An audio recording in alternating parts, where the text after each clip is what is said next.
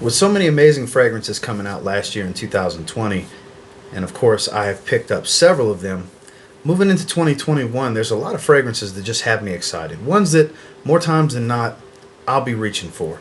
And today I want to discuss those fragrances with you. Stay tuned.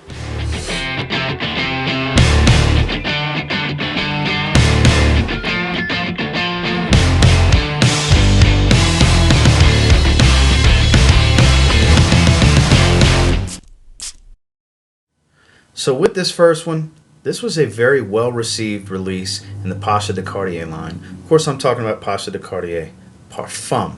It's boozy, it's woody, it's a little herbaceous, it's very, very masculine. Beautiful, beautiful manly scent. Performs, it's got just the right amount of projection where it's not an overbearing fragrance. And it can be had for a really good price from discounters at this point. I know with my bottle, I bought a full presentation, and it was right around $50, and this was months ago. I'm sure they can be found for an even better price at this point, probably closer to the low 40s. All in all, just a stellar fragrance that when I'm in the mood for something boozy, this has kind of been what I've been thinking of lately, and it's one I'm going to be reaching for a lot this year, especially as this winter progresses, on into the early spring, even in some summer nights. And definitely once fall rolls around, 2021, one of the main fragrances I'll be reaching for is Pasha de Cartier Parfum. So every year, this line gets featured heavily in a lot of videos, and for good reason. The original is the #1 selling fragrance of all time for men, and I'm talking about the newest release, Acqua di Gio Profondo. So, Absolute, I'm a big fan of. Profumo has a loyal following. Absolute Instinct has its supporters, which I'm one of. And this got some serious hype from last year, Profondo. The newest one in the line, it's introduced a new synthetic aroma chemical called Aquazone. It definitely just kind of adds to the aquatic nature of the fragrance. It took what's a mass appealing fresh fragrance and made it bluer, if you will. It's very fitting that they went with blue for this color, for this flanker, because, like I said, it already took a blue formula essentially and made it even bluer. And what I mean by blue is it's so mass appealing that you're going to be hard pressed to find somebody that doesn't enjoy this smell. It's designed to please the crowd. It's that fragrance that you're going to want to wear in the event that you just want to smell fresh, clean, and in the event of Profondo, it actually performs very well, so that's an added bonus. You're actually going to get your money's worth with this fragrance. These are a little bit pricier from a designer standpoint, even from discounters, but absolutely worth the money, especially if you're a fan of any of the fragrances in the line. This is definitely a great addition, especially after the discontinuation of Essenza, which prices are outrageous for that. This kind of takes its place. Doesn't smell exactly like it, but can definitely curve the itch for those that had Essenza or have smelled Essenza and don't want to spend those types of prices. Profondo can absolutely cover that for you. Quietly, one of the best releases of 2020 in my personal opinion, and dare I say, it stole a lot of thunder from the most popular fragrance in its own line. I'm talking about Spicebomb Night Vision, the Eau de Parfum flanker that came out last year. And the fragrance I'm referring to that it stole some thunder from is Spicebomb Extreme, because this has been getting a lot of love more and more as it's showing up around discounted prices. And it's very well deserved. I actually wore this one recently. This is a delightful fragrance. It has a crowd-pleasing aspect without being a blue fragrance. A lot of people complained about the original Eau de Toilette, the green gradient design bottle, which I actually did enjoy, but it leaned more along the lines of an Invictus type of smelling fragrance, more along your lines of a Zara Wanted, and Invictus in general. It has that bubblegummy opening but a spicier dry down. So it maintained a little bit of spiciness to maintain what the line is about, but made it just a little too mass appealing to where it actually received a lot of critical acclaim on the negative side. I actually thoroughly enjoyed it, but I could see where some tagged it generic, where they took this, they made it richer, fuller. They added some density, some nutty notes, some pistachio. They added a lot of complexity to this and really changed it for the better. You can still smell that this is a version of Night Vision, but definitely a much better version of Night Vision. If you didn't care for the Eau de Toilette, definitely try this one. you may love it. It's been very well received, and for good reason, because this was a great release from Viktor and Rolf, and it does the Spicebomb line justice with having just the right amount of spice. It's got a beautiful sweetness and this gorgeous creaminess from all these nutty notes that are in here. And I definitely will be reaching for this one quite a bit this year. The Spicebomb Night Vision, the Eau de Parfum. Now, not every fragrance in this video is a newer release. It's just newer stuff to me that I will definitely be reaching for a lot more this year, because these are some of my favorite pickups in recent memory. And Guess 1981 Los Angeles is definitely one of those. You can see the amount of juice that's missing out of that bottle already. And I've only had this for a few weeks, really. I love this fragrance. I can't stop refreshing. Every time I wear it, I just spray super heavy in the realm of, 8 to 12 sprays, which is way more than enough for this fragrance. It's in the same vein of your Versace Eros, with a dry black pepper up top and a beautiful creamy sandalwood in the base. Like I said, same vein as Versace Eros, but kind of twisted a little bit. Makes it even more playful and gears it more towards the nighttime versus just being minty vanilla. Now it's a little spicy minty vanilla with some amber and a denser wood. Does perform okay. It's not a beast. It's not an above average longevity or projection type of fragrance, but it's definitely right about average, slightly above average in both categories. And you can find these for $20 at places like Burlington, which is where I found this one. And online, it's about the same price as well from discounters. Fantastic fragrance. Had a little hype early on, then kind of started flying under the radar over the last year or so. And it's one that I say for 2021 definitely deserves some more love, and I'm going to be giving it some. Guess 1981, Los Angeles. This one smells so incredible to me. I believe it's one of the best releases from last year, especially on the niche side of perfumery. It's actually a little too powerful for my wife, so I have to be very careful and control the sprays when I know I'm going to be around my wife most of the day if I want to wear this one. But if you're looking for a monster that's a beautiful spearmint, spicy, woody fragrance, look no further than Amouage Enclave. This is a monstrosity in performance. When you want to be pronounced, this is a good fragrance. And it has a uniqueness to it. The spearmint oil that's used in this one almost gives like a spearmint gum type of opening. And then the cardamom really plays into that, the sweetness of the cardamom, and then you have that spiciness that caters to it as well once you move into the heart and the fragrance starts to calm down. Beautiful, beautiful fragrance. A lot of woods in here as well. It's gorgeous. It's nuanced. It transitions and changes multiple times, at least on my skin, throughout the life of the fragrance. Beautiful. Pricey, but definitely very beautiful. Sample this one. Try it out if you have not yet. You may fall in love with this, because this is definitely, in my opinion anyways, one of the absolute best releases of 2020, especially one of the best niche releases.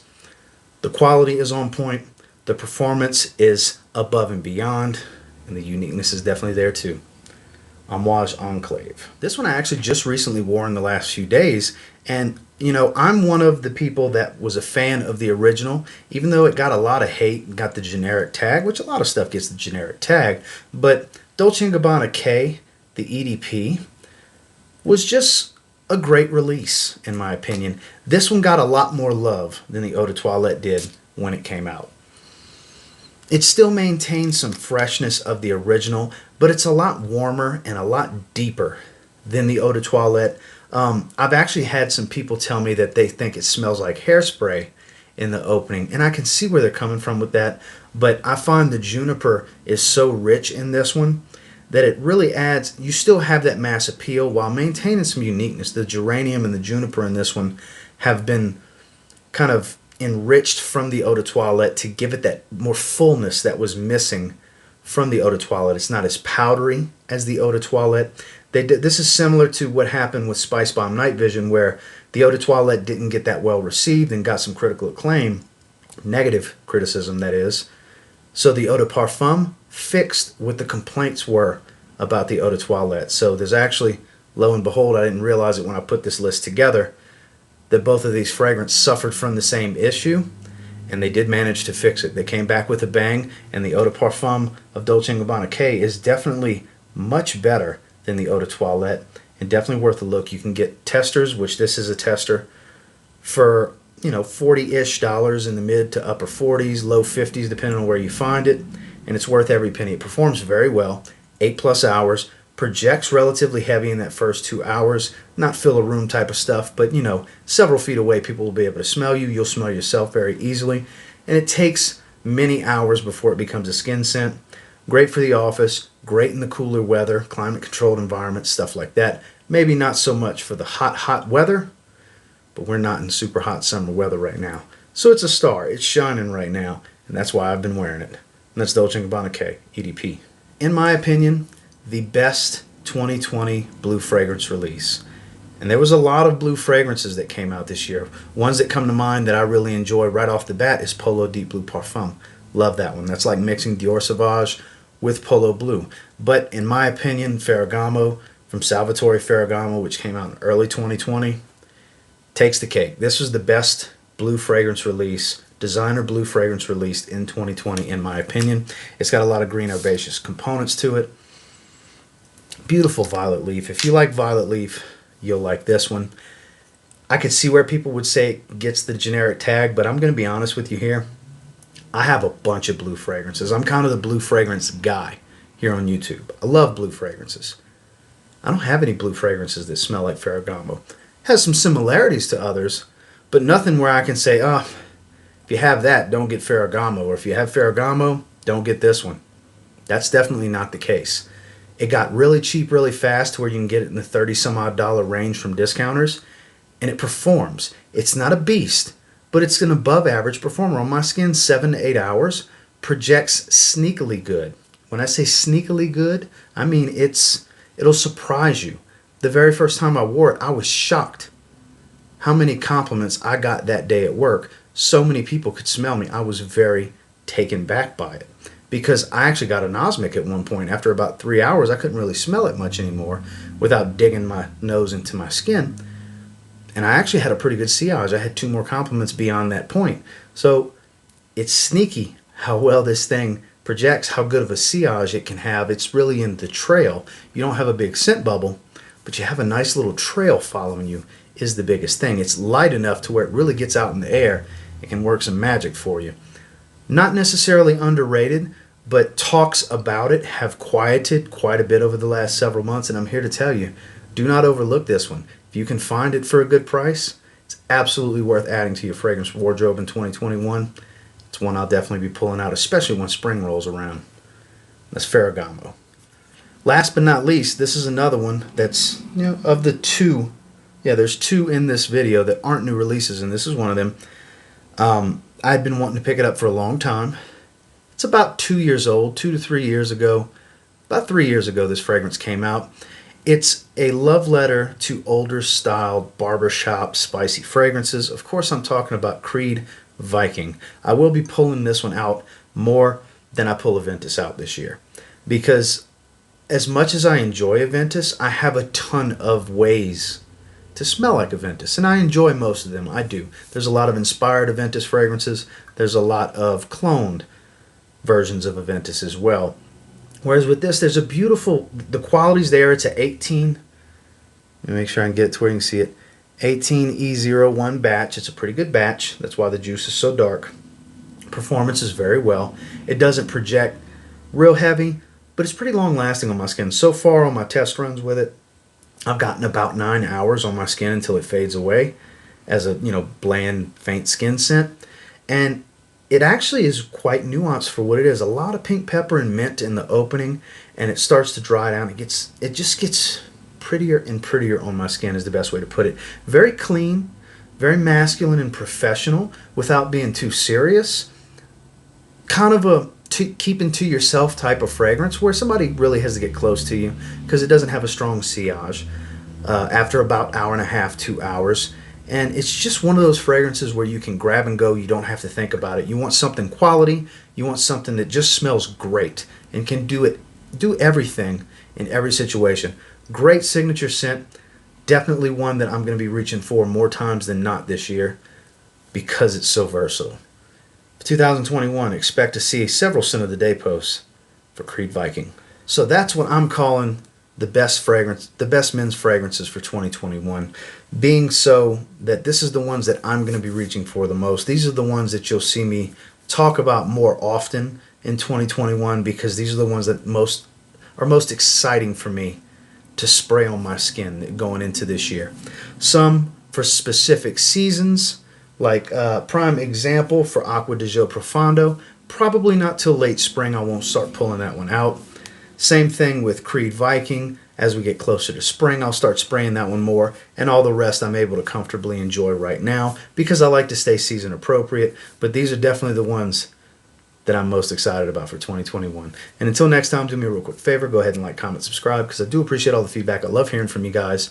How many of you have these same releases, or any of these releases, even one, and you're pretty excited to start really spraying it a lot more this year? Let me know down in the comments. And until next time, I will say, if you get your hands on any of the fragrances in this video, you give them a spray now, you might end up thanking me later. Have a good one, guys.